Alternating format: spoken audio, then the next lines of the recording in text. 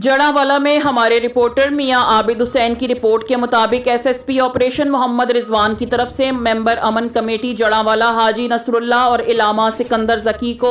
एजाजी shield से नवाजा गया। तफसीलात के मुताबिक मेंबरान अमन कमेटी डिस्ट्रिक्ट फैसलाबाद हाजी नसरुल्लाह और इलामा सिकंदर जकी ने सानहा जड़ावाला और दीगर मजहबी कामों में अमन व अमान की फिजा को बरकरार रखने के लिए अहम कलीदी किरदार अदा किया, जिस पर एसएसपी ऑपरेशन फैसलाबाद के दफ्तर में मेंबरान अमन कमेटी के एजाज में तकरीब का इनकाद किया गया,